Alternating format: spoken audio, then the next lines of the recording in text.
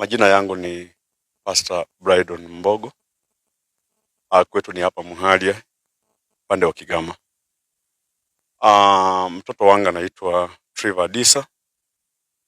Mwanafunzi wa kidato cha 3. Anasoma vokoli.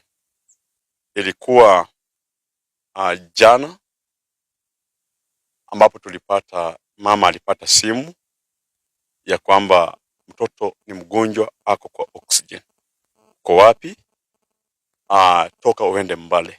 Dakika kichache sana tulikuwa tumetoka, tukimbie tuende tuone mtoto mahali ambapo ako kwa oxygen.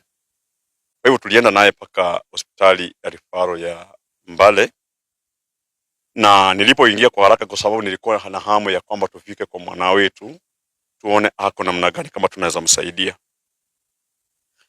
Kitu ambacho kilinishangaza ya kwamba wakati tuliingia kwa reception, mahali ambapo huwa wanashughulikia wagonjwa kwa haraka wala ambao kuna emergency, hatukuona mtu yoyote akiwa kwa kitanda. Vitanda zilikuwa bure na wafanyikazi walikuwa wanafanya usafi.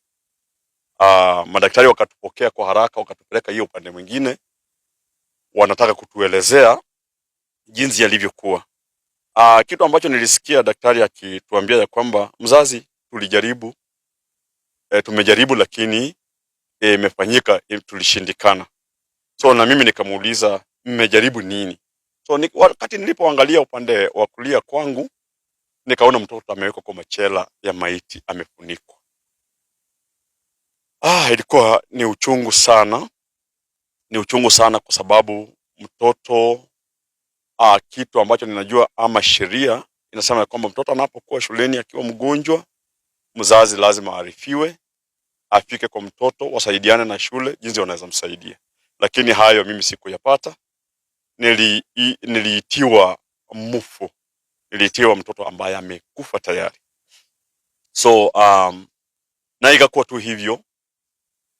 Nimekuwa nikijaribu nipate nini kilifanyika haswa, lakini unfortunately up to the moment we are talking, sijawahi pata information yoyote ambayo inasema ya kwamba nini haswa kilifanyika ndipo mtoto akapatikana amekufa.